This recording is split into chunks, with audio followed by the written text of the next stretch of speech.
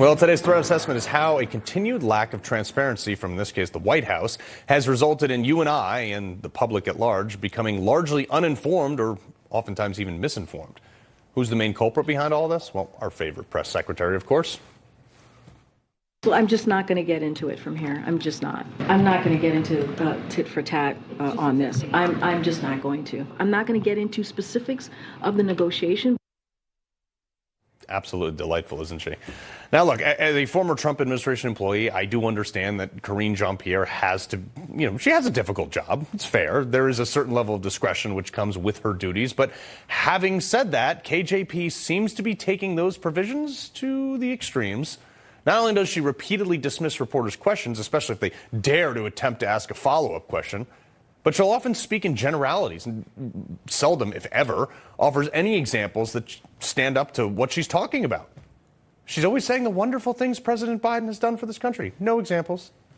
I'm sure nearly any reporter who has had to endure her press briefings will probably agree with me, but frustrations with KJP have reached a boiling point for a lot of people, even those on the left.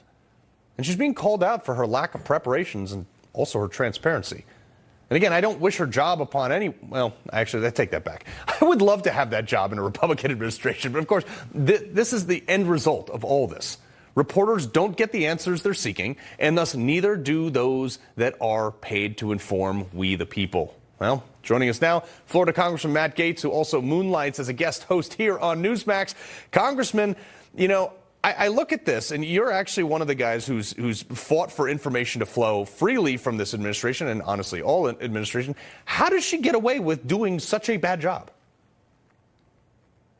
Has become like a wholly owned subsidiary of the political left. And so you don't see the penetrating questions that you'd see if it was a Republican administration. And let me assure you, Carl, if I ever became president, you would be on my short list to be right there in that briefing room, taking those questions and delivering the truth to the American people.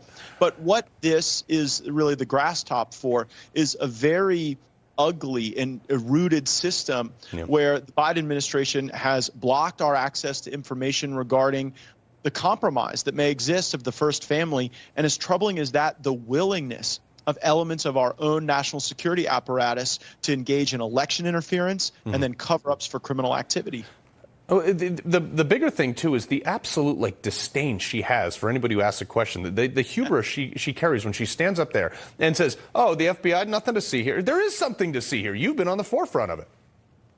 Undeniably. And I guess give some grace to her because there are no good answers for some of these questions. I mean, remember when Joe Biden stood up and called for the attendance of a member of Congress who had tragically previously died, and then Karine Jean-Pierre had to get up and fake as if that was some sort of homage or reference when it was just like Joe Biden being in total la-la land. It's weird, it's strange, but it's also indicative of something far more serious. And we have to be more serious, frankly, as the Republicans in the House of Representatives to get those answers. We need to increase the oversight activity that we're doing. And when we're not getting answers, we don't need to wait so long to hold these people in contempt and to use the House Marshal, if necessary, to retrieve the records that we need to review to build our case. Yeah, well, the person was just top of mind, Congressman. That's all it was.